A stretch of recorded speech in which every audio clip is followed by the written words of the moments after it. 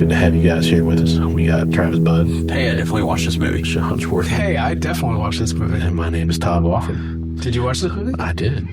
This is Two Truths and a Lie. Yeah. That's the name of our podcast right there.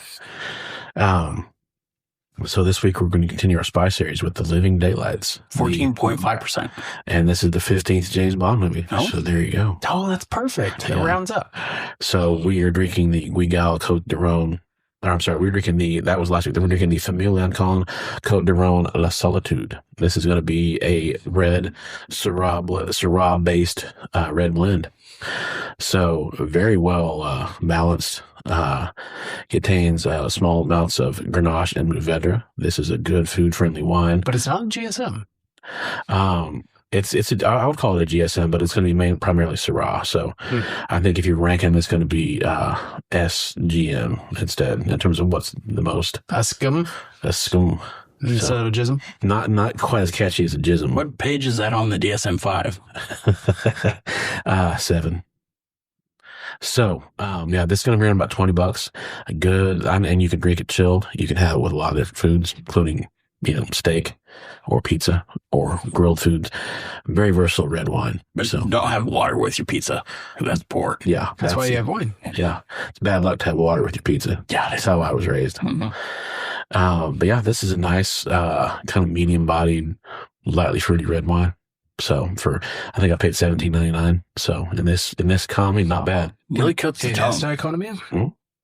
It's got a good mouthfeel. It's got a good body. It's not too heavy. Yeah. So Rhône is one of my favorite areas of France for red wine. Mhm. So It's not too fruit forward. yeah, there you go. Yeah. It's a little spicy. It's not too jammy. Yeah.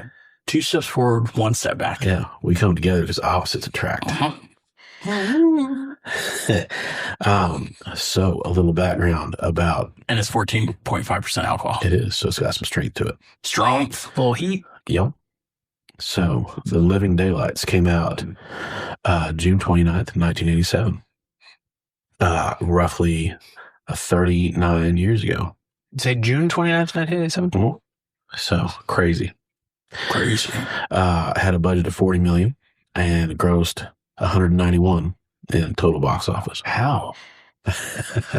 Sorry, spoilers. Is this You weren't a fan? Not a fan. is this the worst Bond film? No, there were worse. Moonraker. View to a Kill. But that's got Grace Jones. Yeah. Yes. Oh yeah, it does. Yeah. And actually, we went back and rewatched The World Is Not Enough. That's another one that's not great. Well, we did a whole Bond series. The World Is Not Enough. Is that the one with Halle Berry? Denise Richards Oh yeah, as the nuclear scientist. Yep. Let me say that again for you. Denise Richards as a nuclear scientist. Yes. That's rough. Hey, So, she nailed it. Bless you.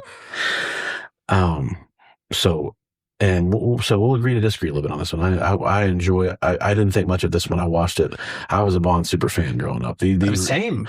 These were sick day movies for me. Oh, I was exclusively raised on Sean Connery, though. I think anything outside of that, I was dissuaded by. Shunned. I was a Roger Moore kind of girl. Really? And it's funny because the first one that I ever saw was License to Kill with Timothy Dalton. So that's the first Bond I ever saw. And I kind of worked backwards from there, back towards Dr. No with Thunderball. and all With those. Edward James Olmos? With and Benicio del Toro. Benicio. Brazil. Ibiza. So this was St. Barth.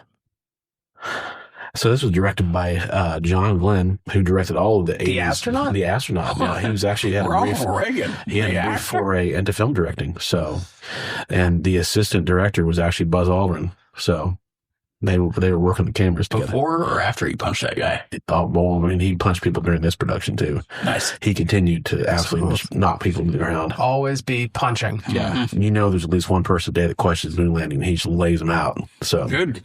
yeah, good. It'll be a cold day in hell before I respect somebody who doesn't respect the moon. So yeah, Her name's Luna. She's a lady. And I love her. So this stars Timothy Dalton in his first go around as Bond.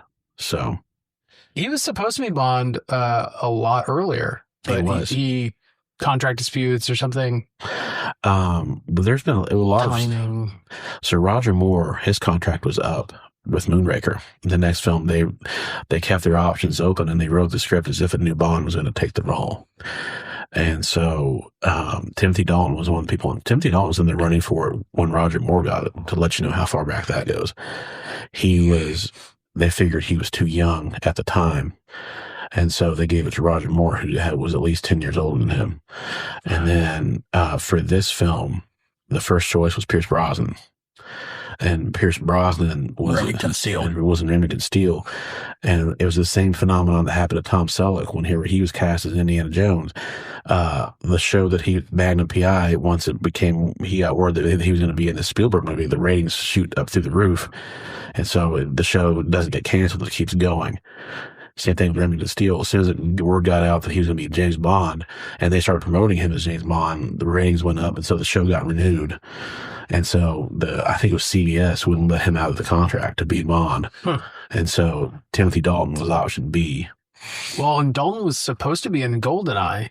His contract was originally for 7 years, and then there were contract disputes that kind of, it wasn't on his side. It was the production owners of Bond wouldn't play nice with the studio at the time. So MGM and them were kind of beefing, and it kind of pushed out past Timothy Dalton's career, or his contract, which was like a 7-year contract to play Bond. And there was a writer's strike in there too that also added to the delays. And so he said, you know what, I'm going to do some other stuff. Yeah. You guys can have this. That's got to be frustrating for an actor whenever you are just stuck waiting by the phone to continue your work.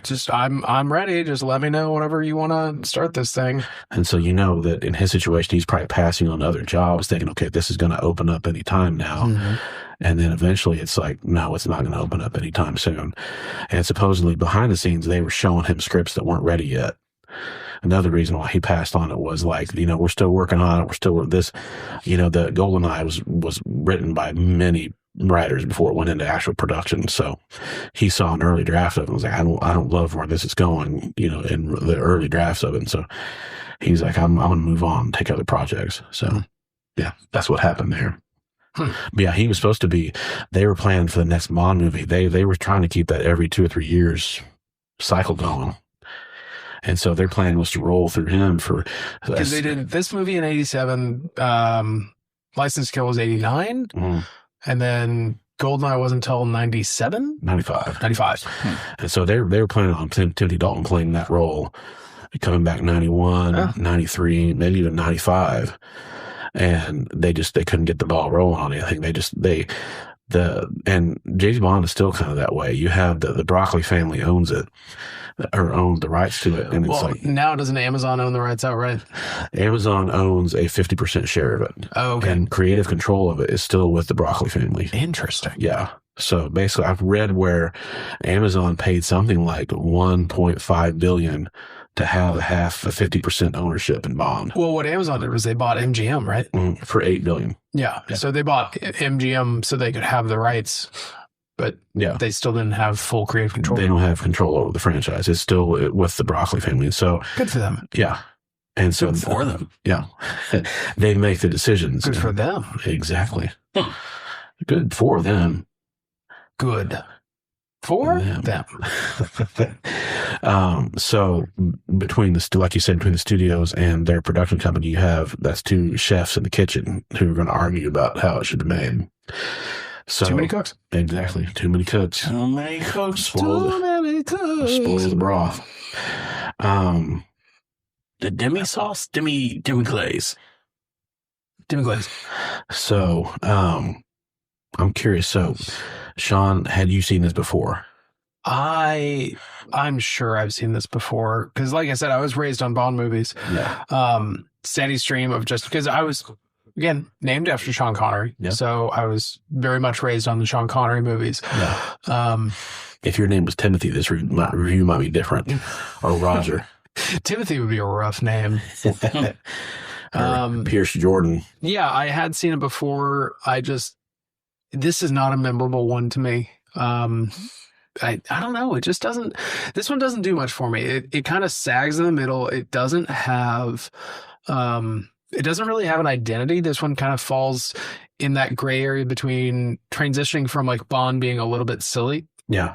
to Bond being a little bit serious. Like the GoldenEye era is legitimate, like spy movie. There's like spycraft. There's, it's not just all the Bond toys and all the Bond devices and this cool car doing cool stuff. So you get some of that, but even the things that he does have, they don't make it fun. They make it like important. Yeah. Or kind of like critical, but they still have like the unseriousness of the Bond franchise. Yeah. This also kind of panged a little bit like Rambo 3 to me, where they made the Mujahideen, the good guys fighting against Russia in the late 80s, right around the time that Russia collapsed. And like you kind of saw that invasion of Afghanistan being a little less important and kind of awkward. When it's like in the Mujahideen, that's just for the underdogs. And so that was very much a PR angle of like, the big bad Soviet Empire fighting the ragtag. The ragtag freedom fighters. Guerrilla warfare of the Mujahideen. And spoiler alert, they became the Taliban. So whoopsie-doo. Did not age well. Whoopsie-doodle. Yeah. Also, they kind of did like a little bit of like an Iran-Contra affair situation where they were like, who's fucking? They were selling heroin to the Russians. The Russians were then selling the heroin for guns and arms guns. And they were basically turning around and making a profit off the heroin that they bought from the Mujahideen for diamonds that they stole. So it kind of gave me like some Iran-Contra. Very 80s. Yeah, very 80s. Iran was playing Super Contra, and then also had an affair. Ironically, they're fucking and playing video games. So that's kind of dope. And doing drugs. Yeah, nice. Hell yeah. So what would you give it? I think I'd give it a 6. It didn't do much. You don't get a lot of Bond like personality out of it. Yeah. And the first Bond movie with a new Bond actor, you really got to set the tone of like. This is the Bond. You gotta have like the Bond, like set the tone. You gotta have like the nod to the camera, like sort of that, wink, champagne on ice, in a, hot tub sort of wink. And they try, but it falls short. It kind of falls flat. And it's not Timothy Dalton's fault. I think it's just the way they kind of wrote it. It's like they were trying to mature him a little bit and bring him a little bit more. Oh, look, this cellist. This beautiful cellist sniper who's a Russian agent. I'm going to seduce her. Look at my chin dimple. Also, we're going to go to a Ferris wheel and we're going to make out at the top. Yeah. It's like, you're James Bond, man. Like, cotton candy. Pull off, like, do some sort of cool, like, spy move and then pull off your wetsuit and have a tuxedo underneath. Yeah. And you don't get a lot of spycraft out of them. You just get a lot of just name recognition. Okay, so here's my theory about Bond, having like watched the entire franchise. To really be fair to an actor as James Bond, you got to give him 3 movies as James Bond. And that's not necessarily the fault of the script or the actor, but just to really gauge them as James Bond, you got to give them 3 movies. They got to triangulate. Look at Connery with his third movie, Goldfinger. Yep. You look at Roger Moore, his third movie, Spy Who Loved Me. It's like, what's Pierce's? It was World's Not Enough, but the meaning there is he had the good script, and so he was able to set that tone with the first movie, GoldenEye. So, in the absence of that good script, that kind of, winning movie, you got to give them 3 movies to really have a chance to set themselves in Bond. But who's hairier, like Timothy Dalton or Pierce Brosnan? Brosnan. Who's got like the happy trail? There was a Harrier jet in this movie too. Yeah, for the record. And this one has the Harrier jet. So Pierce Brosnan has more of a happy trail than Timothy Dalton. Pierce is a hairy dude. He's a hairy guy. Yeah, I know on the chest, but I'm talking happy trail. Yeah. Okay. Yeah. And I'm sure Connery was abundant in that department. Oh, Connery for sure. As a Scotsman, I'm sure he had an abundant. Well, we've seen him in Zardoz recently. We know how hairy he was. Yeah. Which Bond is hogging out the most, do we think? George Lazenby. It's always Lazenby. It's always quiet ones. It's always the weird ones. Yeah. Yeah, you know what's going on down there. He's got a pachyderm in his pants and he's feeding it peanuts. Yeah, that's a tug of war rope down there. So, anyway. What do you give to George Lazenby's dick? Scale from 1 to 10. 7. 10? So, I mean, and again, that we can do a Google search and we'll see where we go. I'd say we should revisit his movies, but I don't think we need to. Yeah, he had one. I think it speaks for itself. Yeah. So you're a 6. Mm-hmm. And I think I would give this a 6.5. Okay. It's not one of my favorites either, but I enjoyed it more than I thought I would on this rewatch. It's got some good action. It's got some good stunts. I like it. It does have good action. It has good stunts. And I think that's my problem is it focused on that and not on the script. And I feel like Bond movies need a script. Oh, yeah. And I think some of that problem, and no disrespect to the writers, but these two writers, it was actually Albert Broccoli's stepson, Michael Wilson, and then Richard Maibaum. Richard Maibaum had been writing them since Dr. No. He'd been writing the entire franchise. And so writing-wise and story-wise, this franchise needed new blood in a bad way. It needed some new people. This town needs an Enva. Exactly. So the entire franchise needed a new move in a different direction. And I think they really got that. One benefits to Brosnan and Daniel Craig movies was different directors and a new staff. Daniel Craig in his like slutty old swimsuit. Yeah. Coming out of the water. Because GoldenEye had Martin Campbell, who was a really good Kiwi director. But then you had other, like Michael Apted came in and directed one of them. Sam Mendes directed at least one of the Daniel Craig was. You had some like Oscar-winning directors step in. Previously, when Albert Broccoli was in charge, famous directors like Quentin Tarantino and Steven Spielberg offered to direct Bond movies. When Spielberg flat out offered his services. And Broccoli turned him down. No, they want just, like British people. Like. It's not even that. It was because the main writers were American, and a lot of the directors they chose were American. But so it wasn't that. But Spielberg had directed 1941, and it bombed at the box office. And so he said, I need to direct something just a guaranteed hit, just to kind of get my confidence up. So he went to Broccoli and said, I'll do your next Bond movie. Just let me do it. And Broccoli said, nope, I've got like my stable of directors, and that's who I'm going to use. And so a Tarantino Bond movie would be weird. And he straight up offered to do it. Who did the music for this one? This was John Barry, the classic composer. Did the theme song. The band did the theme. Okay. But yeah, John Barry goes back to Dr. No.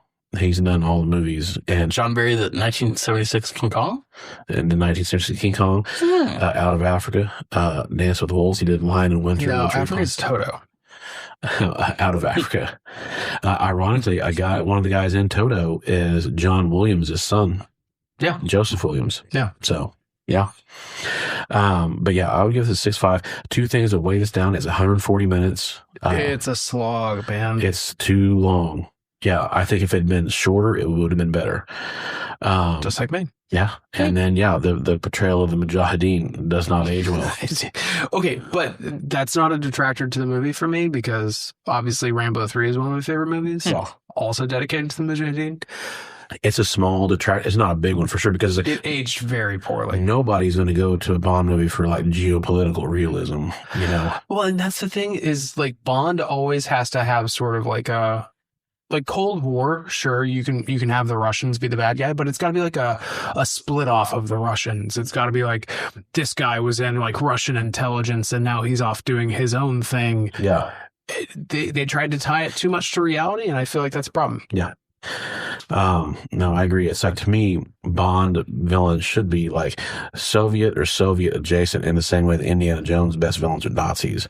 It's like they should be Soviet villains. Like it's like the Aristocrats joke, where it's like, everybody's got the same template, but it's what you do with it otherwise outside the template. That's what matters.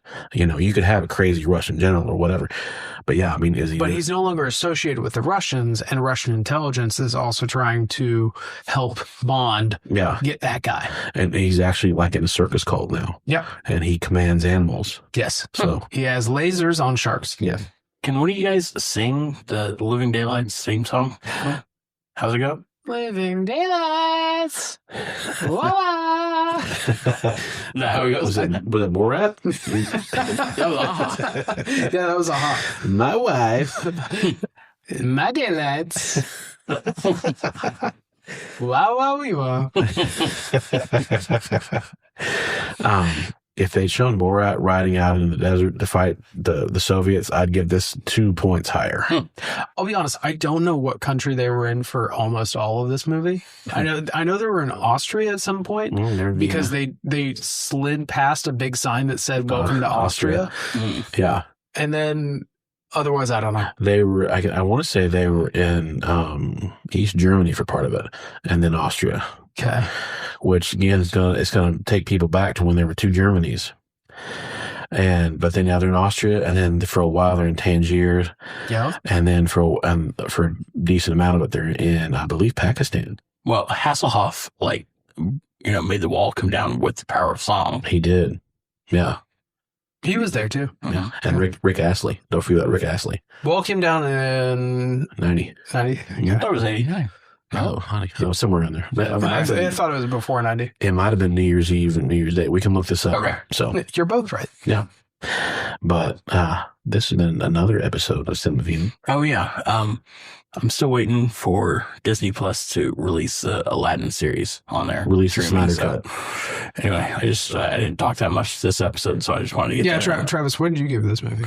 Oh, I didn't watch it. But Timothy Dalton, not my favorite Bond. And the other movie of his is the better one, License to Kill. And again, I stick to my guns. I would didn't want to exactly see. fill my rice bowl. I want to see his third movie. I want to see what they would have done with the next one. I give it 5 flat. You saw it. It was called Goldeneye. Yeah, I've seen it before. Yeah, probably twice, but it's like you said, it's kind of forgettable.